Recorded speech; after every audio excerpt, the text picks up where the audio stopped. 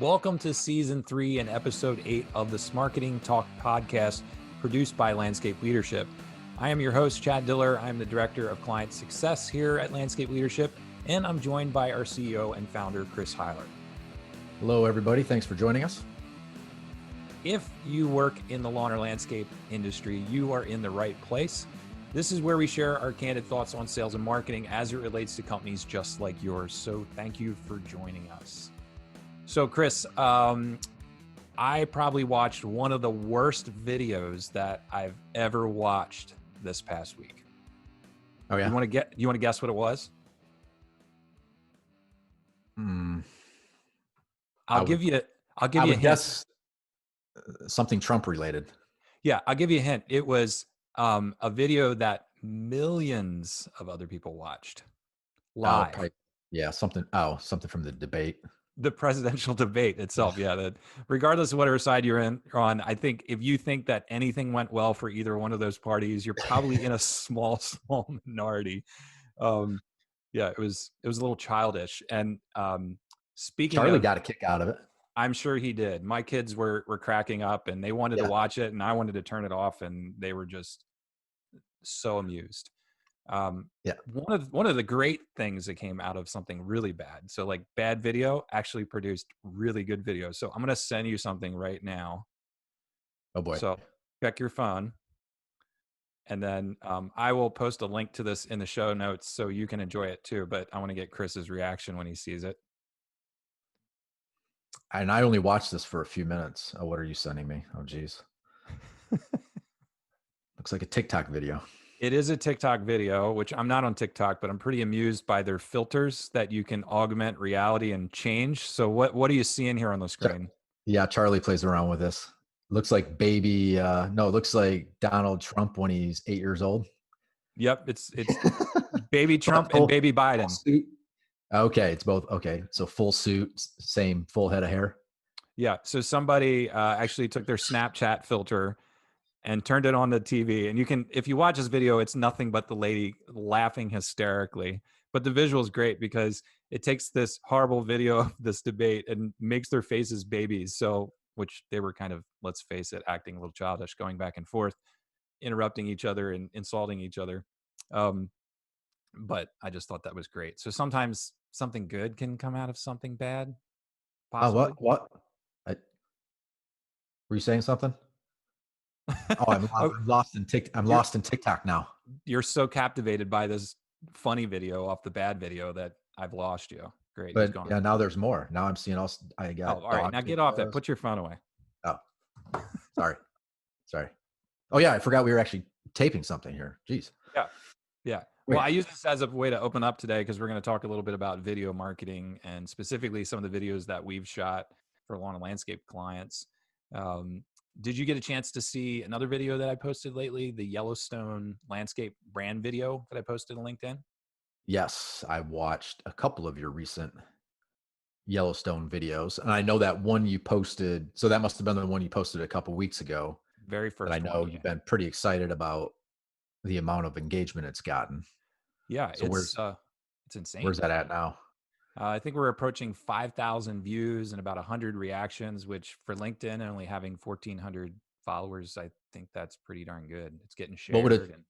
What would a typical video get for views?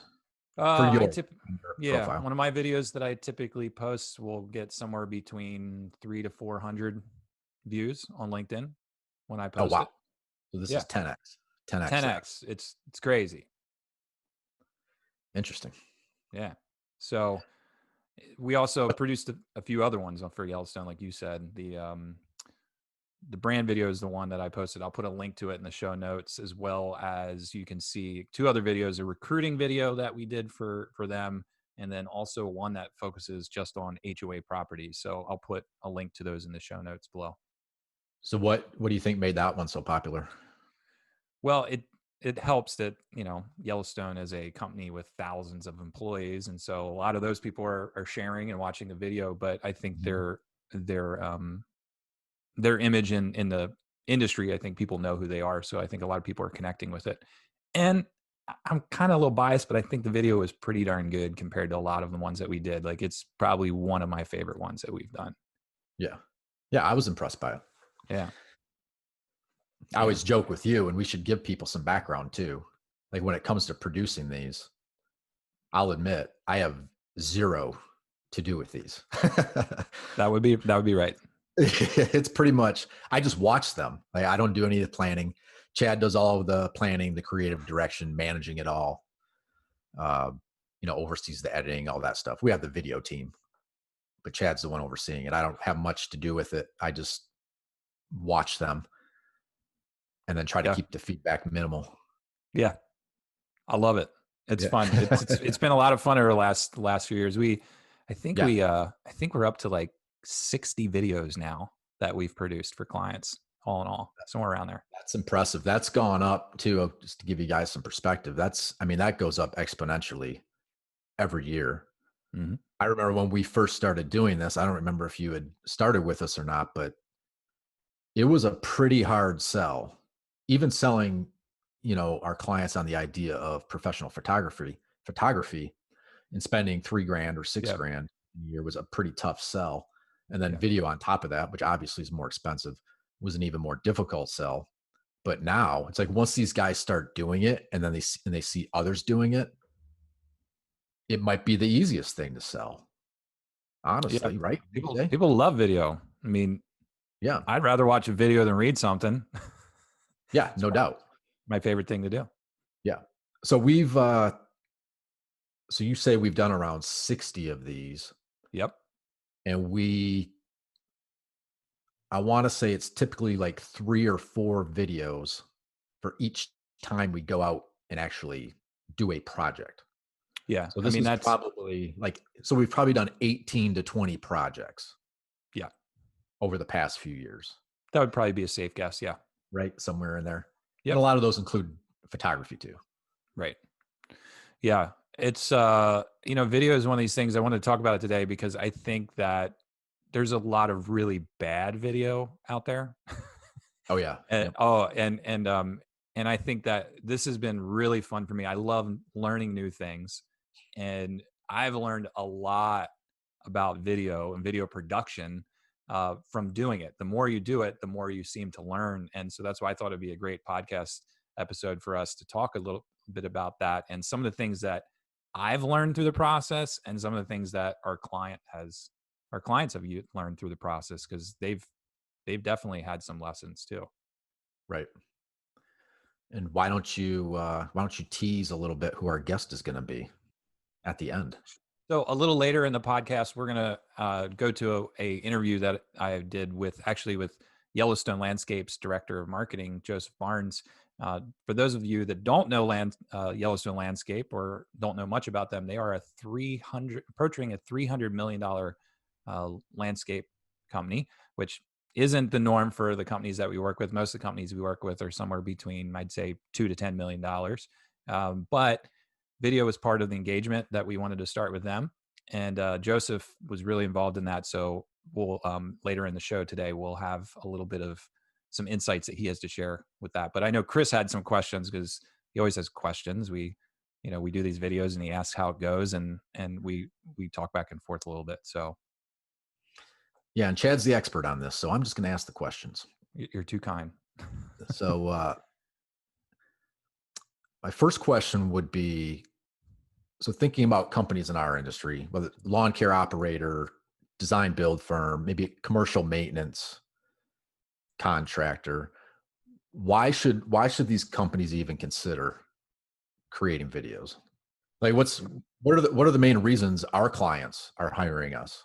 Yeah, why is the most important question to ask if you're thinking about doing video, because I think a lot of companies just skip over that. I always Yeah. say that there has to be a problem to solve. Anybody can make a video and it can be fun and cool, but if it's not solving a big problem that you have, it's a really expensive thing to just make you look cooler.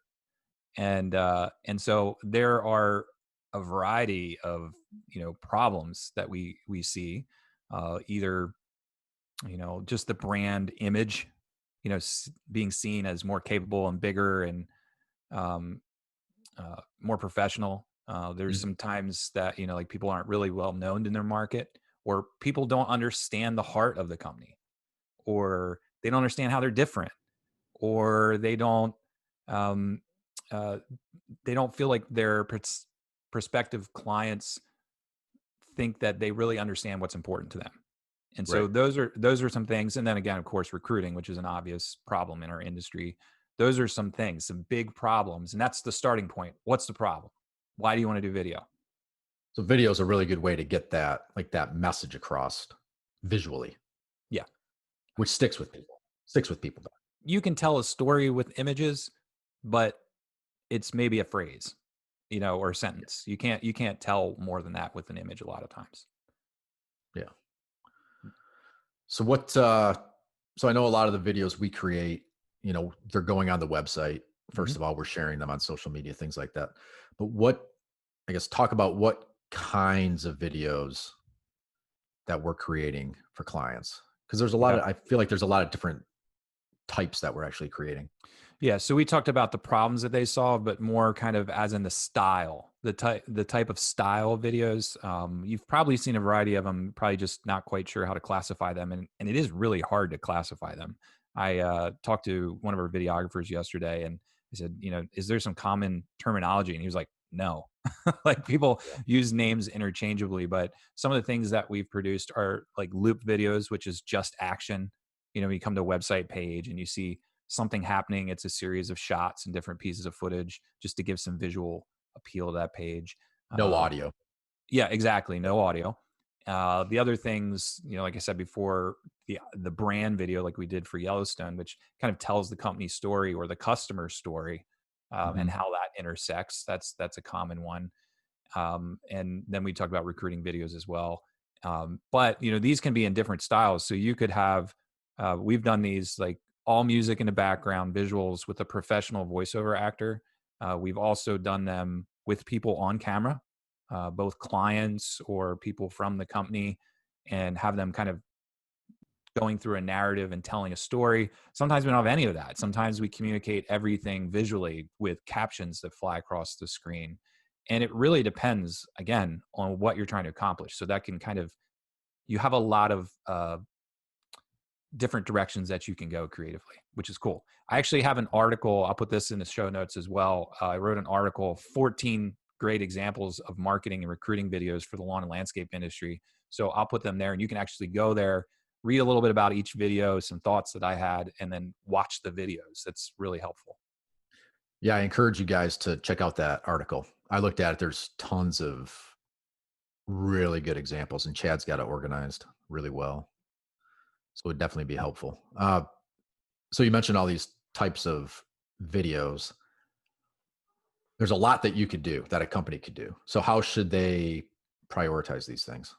Yeah. Well, I think, again, asking a question, why, identifying the problems. But before you get into video, because it's really, really expensive, there are some other things that always, I would say, take priority. So, foundational marketing strategy, positioning, getting your website in shape, getting images. Like, a lot of companies don't jump forward in a process to video before you get a good library of images. It's more Yeah. economical. You can get way more for your money.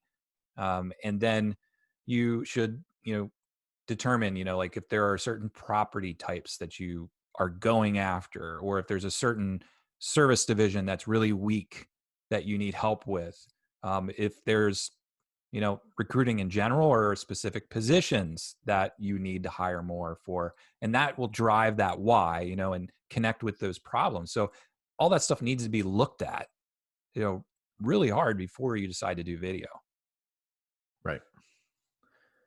Yeah, that makes sense.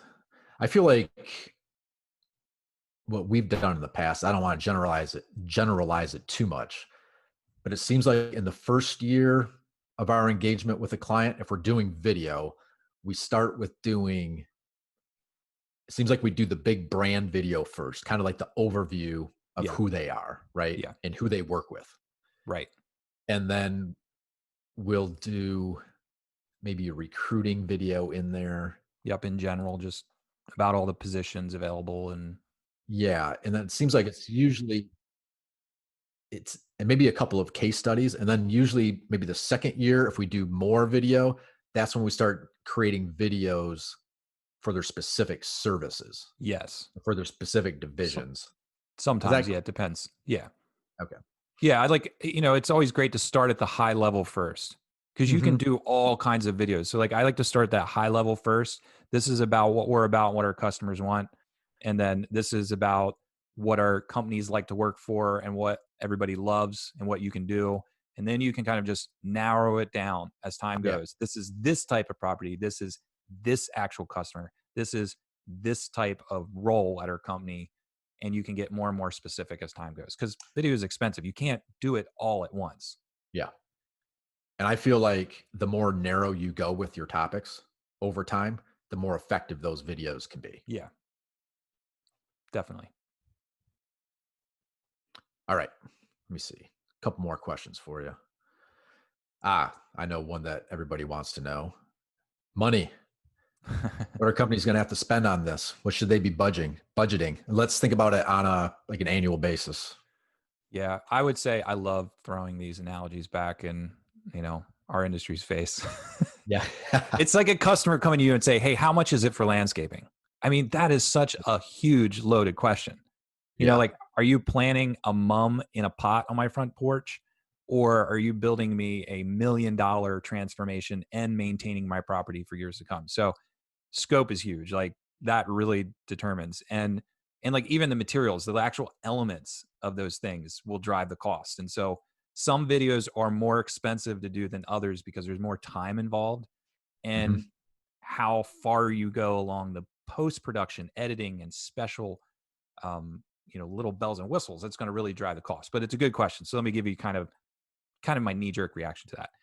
If you're going to do a video project, again, keep in mind, the same analogy, like you get what you pay for. And if your prospective customer wants to know why you're higher, same thing. It's going to drive the cost with who you're Yep. working with. But you can expect to spend on any given project, I would say a minimum of $15,000, but you could probably spend $50,000, no problem, with video. Again, it depends what you're doing, how many of those you're producing. And we typically recommend not to just shoot one video because when you're getting footage, you can repurpose that footage in other little pieces in other videos. So, like you had said, we often will do kind of 3 or 4 videos as an initial project because you're already on site. You're already getting the footage. It's just Yeah. repackaging it and using it differently in other videos. Right. Uh, so yeah, so you started at 15,000. Mhm. So that's probably 3 videos, maybe 4 videos. That's our like for us, that would be you and our videography team Yeah. out on site with the client for probably 3 days. 2, 3 days. I mean, again, it really depends on what you're trying to accomplish and what you need to get, and, Yeah. and that varies, but that's kind of a ballpark figure and, outline. But yeah, it's not just we're sending a guy out with a camera and then he's sitting behind a computer. No, there's a lot that goes into this, and in a Right. lot of cases, I do go along, because there's a lot that can go wrong. Yeah. Well, describe the last one that you were just on with our video team. I mean, there were a lot of people involved in that. That costs a lot of money to do that. Yeah, we had, so it was me, and we'll talk a little bit about what I do before the shoot here in a little bit, but it was me, and we had 2 videographers shooting and a photographer shooting on site So for basically 4 two and a people half on days. our team. Yeah, Yeah. I mean, that's a lot of labor. That it is. that's expensive, but that's how you capture everything, right? Yeah, yeah, Yeah. and it's skilled labor. I mean, these guys are Yeah. awesome. They are not like, I just found some run of the mill videographer that had a camera. You should see all the gear they have. These guys have tripods that cost $1,000. I mean, Yeah. because they can do their job better with them. I mean, it's the same thing if you're in the landscape industry. I mean, you can find someone cheaper, but you're gonna you're gonna end up getting what you pay for at some point. Yeah. Yeah, there's a lot that goes into it, even more than I ever anticipated. We'll get into that more here in a couple minutes, I'm sure. Uh, well, actually, let's get into it now, and let's start with the whole Sure. planning. Yeah. So I know this is what you're involved in. You do all the planning. Yeah. Talk people through what that involves before you even get out to the site. Yeah. The worst, I think one of the worst mistakes you could ever make with video is not having a plan and just getting a bunch of good stuff and throwing it together. I mean, Yeah. that's like saying, "Hey, Mr. Jones, I want to spend. Just trust me. Give me $50,000, and I'll just go buy a bunch of plants and crap and throw it in your backyard. Don't worry, it'll come out fine. I'm sure whatever we come up with, it'll look great." No, Y- it's give me You wouldn't let me do $50,000. I'll look at what we have left over in our yard that from last year. from that. We'll use all that Yeah, stuff. Trust no, me. that's wrong. Yeah, so you have to have a good plan going into it. We talked about before about like the why and the actual deliverables, like what videos we're shooting and what kind of style those videos are. And so we figure that all out when we kick off the strategy with the client. And I create what's called a creative brief. And it will have all that spelled in there. Also in there, every landscape company kind of has a little different angle. Or lawn care company. They, like some of them, just part of their messaging is just very different, critically different in the way that they deliver service and the way that they feel their clients have specific problems. And so I try to put a lot of that information in there for the videographer so they understand, because I don't care how many shoots they go along. That perception of, oh, landscapers, you just mow grass. I mean, that's a problem. And so I try Yeah. to give as much information about the company and their specific way they're coming at things and what they do and what they don't want, what they want to highlight, what they don't want to highlight. And then we get all those details that you're probably thinking of, all the sites, the locations, full addresses. I take those and I plot them all on a map and I put together days like, okay, well, we can come over on this side of the city. We can do this in day one and day two and all that. We put together a schedule. And sometimes that comes into lighting. Like it's not so much of an issue like on bigger properties with commercial, but like when you're talking about design build and the backyard is half sun, half shadows, well, maybe we need to shoot it in the twilight hour, like when the sun's going down. So we put all that time together. And then the next part of this is people. So when you're shooting videos, it is super powerful to have people in your videos. And that might be the customer, or it might be professional models that you hire. We've had clients that have done that. If they can't get their clients to participate, all the people that work on your team. So who's involved? When are they supposed to be? Where they're supposed to be? And then also, if we talked about the style videos, so some of them that we've done, it was all visuals, and then we hired a professional voiceover actor to read a script and then laid that in. Well, other times there are clients or team members that are involved in the videos that you'll feed them a question and then they'll respond in answers, and you kind of splice together all of those. So you have to have all of that stuff nailed down: the script, questions, answers you hope they give. So like if you ask the question and they don't exactly give the answer, the videographer can say, okay, well, how about it this way? And they rephrase the question. So you have to have all of this planned out. And and then there's the shot list. So if you get back from a video shoot and you go, oh, we didn't get any image or any footage of someone pruning like an ornamental tree. And that was something huge and critical, or we missed that, or we missed planning, fall containers or whatever it was. And you get back, it's too late. So that's why I like to have it all beforehand. And then we have a meeting, and before we go on the shoot, a couple meetings actually, and make sure that the client is doing their part, because we can't do this for them. They have to be involved in the process. Right. You got to list all of those things out that you want. All You of it. can't assume that the videographer is going to capture what you No, want. they won't. I mean, They they're show not up. professionals in that, right? They don't know No, what you, they're going to show up and shoot and do the best possible job they can and be directed by somebody. yeah, So there has to be direction. right. Yeah. So let's go back a little bit when it comes to choosing the sites. So how much, like, what's our clients' involvement in that? How much communication is there between our clients and their customers trying to set all this stuff up? Yeah, they have to get it approved. Right.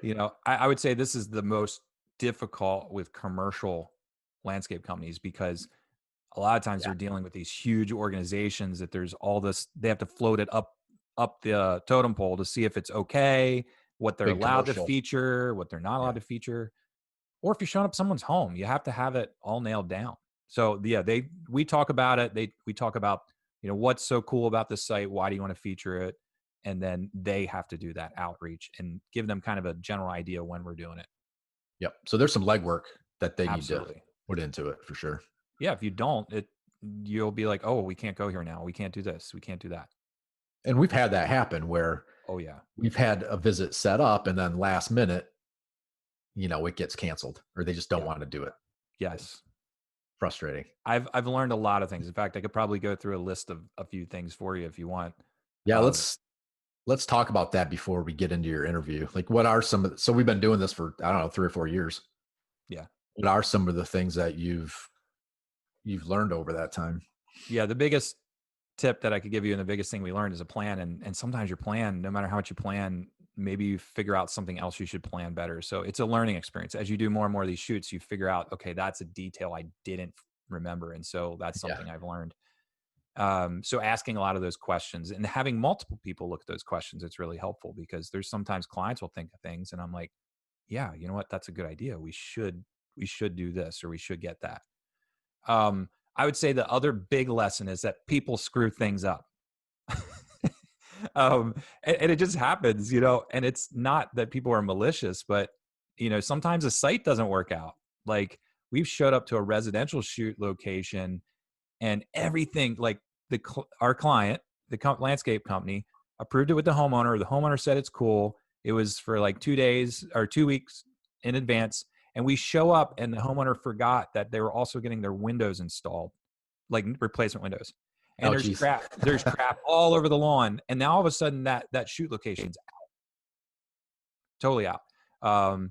The other thing too is, like client, we just had this happen on a shoot where we went to a commercial property and it was a well-known brand name that they were servicing, this office complex, and they had it approved. And they get there, and the facility manager at this location says, "Hey, it's fine. Just don't get our sign on the building in any of the footage."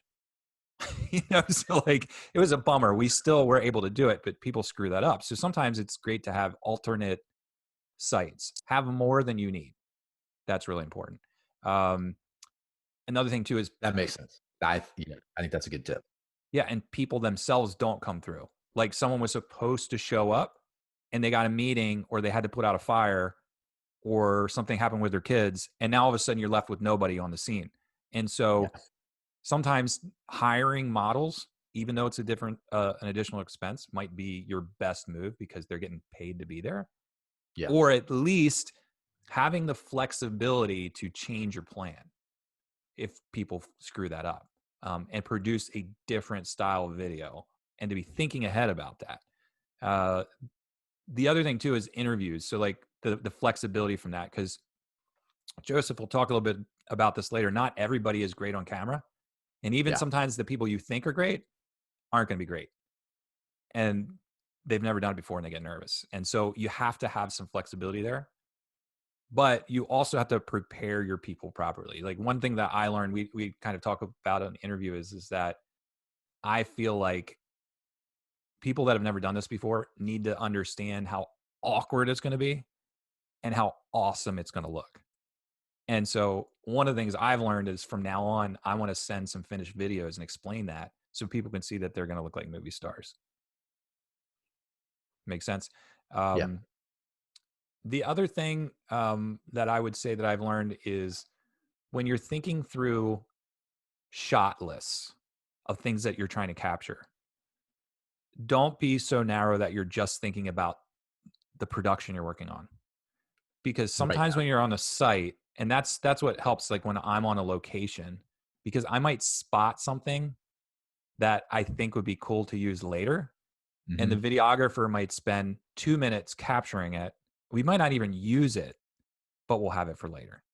And then, Right. then it's like, oh, now I don't need to send someone out to capture a video of someone, I don't know, doing whatever, because I already have it Yep. for this next video that I'm gonna do. So think about it like kind of like your library of footage for like longer term. Think of it that way. Yeah. Yeah. Yeah, that makes sense. Another thing is, uh, as you do video projects, it's your job to educate everyone involved.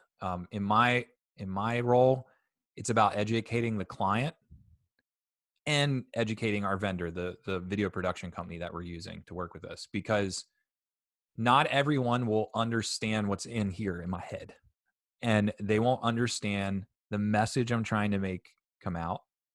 They won't always get the focus, the things you want to focus on, the things you don't need.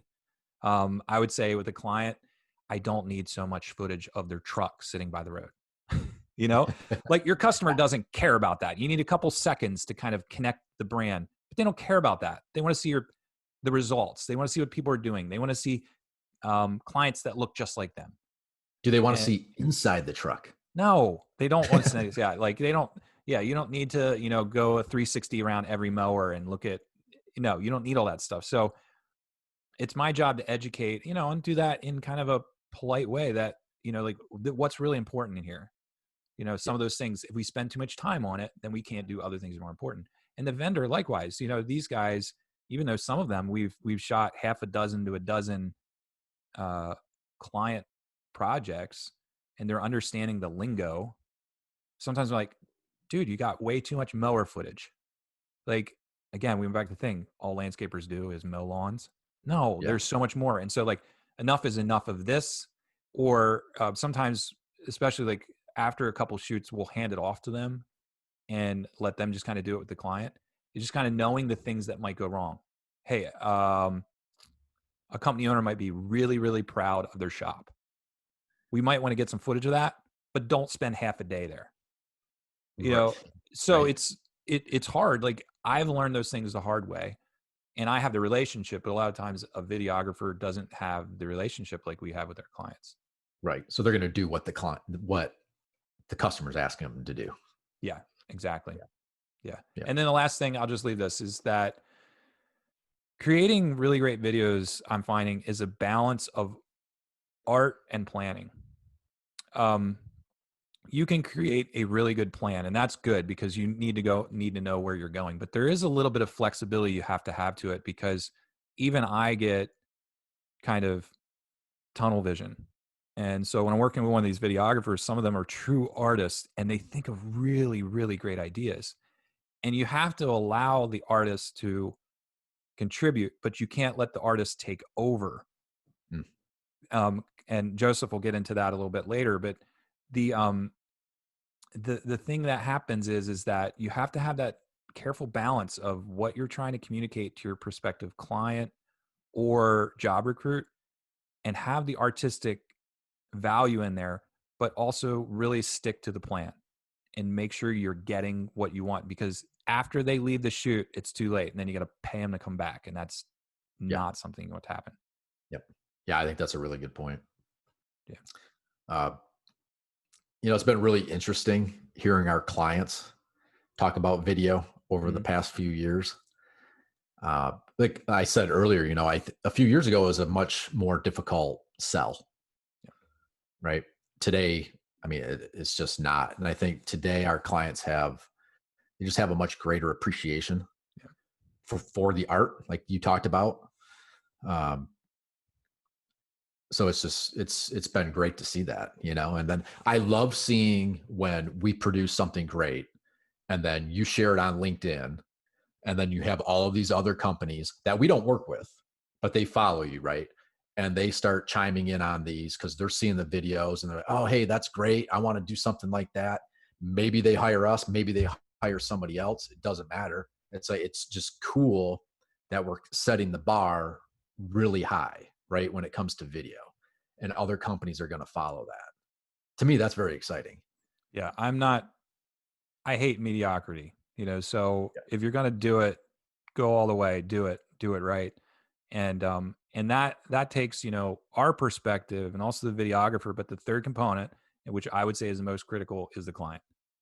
Yeah. um, how much they put into it. It shows in the videos. And that's one of the things I've appreciated with working with Joseph from Yellowstone. Again, Yellowstone, big company, 35, I think 35 locations across the US, and they're growing $300 million.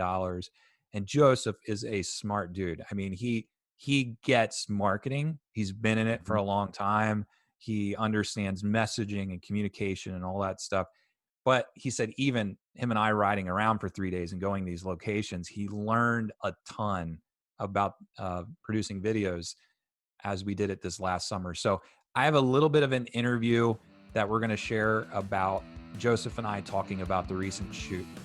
So take a listen to this. Hey, Joseph, thanks for joining me today, taking a few minutes out of your busy day to help us out here with this topic. As you know, we're talking about video shoots, and you and I had some time to spend together this summer doing a few videos for Yellowstone.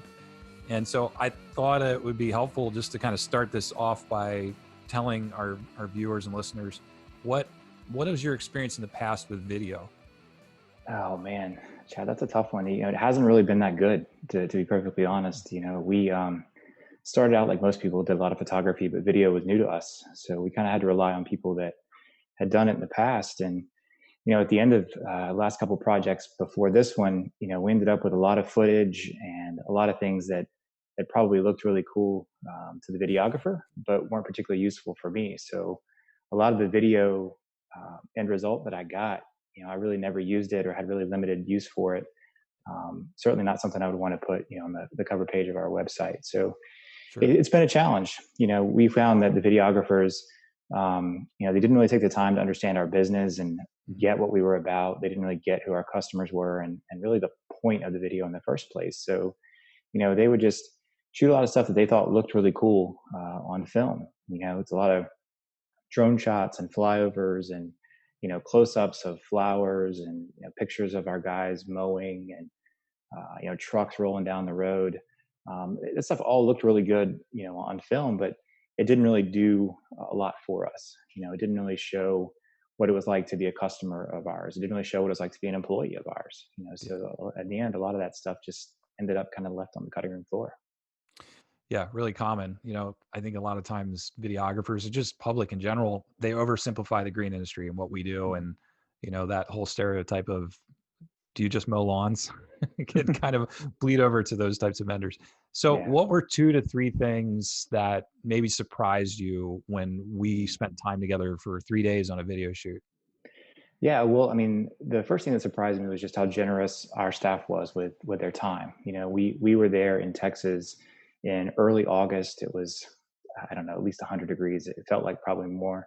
Um, and that's the heat of the season. These guys are pushing hard to get everything done, and Yeah. it was a challenging time. But we showed up and was expecting to just kind of get a brief overview and what are you guys here doing again? But they were so generous with their time, and both the guys, Jose and Don, that we spent the first couple of days with, they actually said they blocked out their entire day just to spend with us and make sure that we got what we wanted. So that was the best surprise. Not that I expected anything less from them, but it was just really great to see they were so engaged and really wanted us to get what we needed to get from those days on the shoot. So their buy-in was incredible. But then the kind of the other side of that was I was a little bit surprised by how people freeze up when they get on camera. I really didn't expect that. We had some of Yeah. our sales team there, we had account managers, branch managers, and they're all really engaging people. You can sit and have a conversation with them, and they're enthusiastic and express well. And then you put a camera in their face, and they just lock up. It Yeah. was just we saw it time and time again, and it was just something that I felt really bad about because you choose people that you want to put in these videos and put on camera based on how you know them to be, Right. and they just to see them completely lock up was a real shock for me. Yeah, I think it's a little intimidating because people don't have a lot of experience doing it, and they're so worried about what the end result's going to be. One of the lessons I've learned is to let people that are participating in this see what the end result is, and then explain to them that the raw footage we get is extremely awkward. Because I think that would, kind of set them at ease a little bit. But yeah, that was it's certainly a challenge for us to try to get people to relax and ask a question in a different manner, or do whatever we can to get them to relax. But we ended up with some good nuggets at the end that we were able to use. But yeah, that's always a challenge, and you Yeah. you really don't know what going into Mm. it, what you're going to get. No, Yeah. in our case, I remember just going through the editing process. What did our videographer say? He had over 20 minutes of interview video. And Yeah. I think between the three videos, we ended up using maybe what, 20, 30 seconds of that. Yeah, So that, probably. that was like just a real surprise. I really Yeah. didn't anticipate that from our team. Yeah, it's hard. Some people are natural, they surprise you, and some people Mm. you think they'll be natural, and it's really hard for them. But the more people do it, the more the comfort level they Sure. get for it too. So, Sure. so if you were meeting someone in our industry and Mhm. they were anticipating doing a video shoot, what are a couple tips that you might be able to give them to make sure that their shoot goes well? Yeah, I think number one is you got to have a plan. You can't just go out there and expect to shoot a bunch of footage and then figure it out when you get into post production. That's just not going to work. We No. we were kind of guilty of that. Before this shoot. But I think you got to have a plan. You got to have your scripts down. You got to know almost shot by shot what do you need to get. And then you got to have that checklist on site. And that was one of the things that was really helpful. Yeah. For our most recent trip to Texas was that you had a checklist of hey, I need to get some guy mowing. I need to get another guy with an edger. I need to get somebody else in an office. Yeah. And we just kind of went through that punch list over the course of those 2.5 days and really got everything we needed to get. But without a script and knowing exactly what we were going to need ahead of time, it wouldn't have worked out nearly as well. So you got to be Right. organized and have your script down. Number one, biggest priority you got to have. And then I think the other thing too was something that we'll look to improve on even the next time we do a shoot Mhm. is, we've got to put more of the audience in the video. The people want to see themselves on camera, and our customers are on the commercial side, the property managers, facility managers. On the HOA side, it's community managers and residents. They want to see themselves enjoying the spaces we create, not just us mowing or us doing the work that we do. And I think that's one thing that a lot of us are kind of guilty of. We want to show off our team and show off all the great stuff that we're doing, but we forget to give the customer that hero shot, that epic ending of them being happy with the results and enjoying the space that we create. So I think that's one thing that easily gets left out. Yeah, it's a huge challenge too, because we had some of that, initial buy-in, and then last minute, no, our Yeah. organization isn't okay with that, and it's really tough. I mean, it really comes down to knowing the relationships that you have with your Yeah. clients and what you think they might do, and what Right. they'll definitely do, and have a backup plan possibly for Yeah. that. So I know that that's something we had talked about, just backups. So that's Mhm. something that I think you learned as well, right? Yeah, even down to the people that we interviewed. We Yeah. had a couple of different people for each position that we wanted to include, just in case somebody just couldn't get the lines out that we needed to get out. So that flexibility and knowing if I have to adapt and change my script a little bit, what can I cut, what can I not cut, Mhm. all that kind of stuff is great, because if you're on the shoot and something changes, you're not prepared for it. You're Yeah. going to lose time and ultimately lose money. Yeah. Yeah, the other thing that we had talked a little bit too is about recruiting. One of the videos that we shot was for recruiting, Mm-hmm. and as you said, we included your people a lot in that. So, what's your feeling as far as how a prospective employee views a video versus a Mm-hmm. prospective client? Yeah, I think for employees, it's really important that they see that there's opportunity to grow. We tried to, in our recruiting video, show all the different possibilities that are available in an organization. So I think employees want to see that, one, that they're happy and that they're appreciated, but two, they want to see, well, if I really try hard and do my best, what can I become? What can I grow into, and what are the options that are out there? So I think that that's one of the things that was really important to us, is to show real employees doing real work, but then show them that there is a path, there is a career progression here. And that's something that I think as an industry we don't generally do a good enough job of showing people, is that it's not all the guys on the mower, it's not all the people that you see out in the field. There's a team of people, especially in our organization, that aren't in the field, that are in offices every day, or in sales, or account management, that are just as important, and are some good career opportunities where you can really make a nice living for yourself in this industry. Yeah, it is a great place to build a career. I started out in the field in sales and marketing and doing what I do now, and I know a lot of other people that have done various things. So it was really fun to be able to do that in your video. If you would like to check out the Yellowstone Landscape videos, I would encourage you to go to their website, YellowstoneLandscape.com. On the homepage, you'll find their brand video, and on the careers page, you will find their careers video that we shot. And then there's also, if you navigate down to the properties that they serve and look under the community associations or homeowners associations, we also shot a video for that type of property as well. And kudos to your team in Houston. Really, really appreciate. They were just awesome to work with, and as well as you, Joseph. So thanks so much for giving some tips to our viewers and listeners today. We really appreciate your business and working with you. Yeah, it was a pleasure. It was a really enjoyable experience, and like I said, wouldn't have been nearly as effective without, your direction and your team really helping us out. So really happy with the end result, and glad to partner with you guys. All right. Thanks, Joseph. Yep. Take care.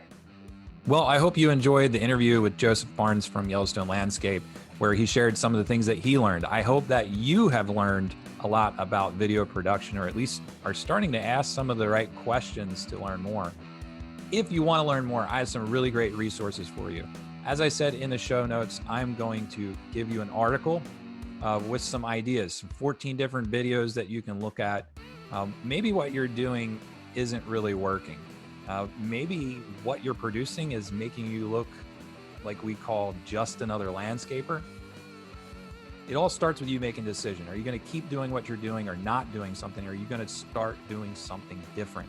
And this is part of that process where you start to research, find some really great ideas, and start to produce some videos that make your company look great.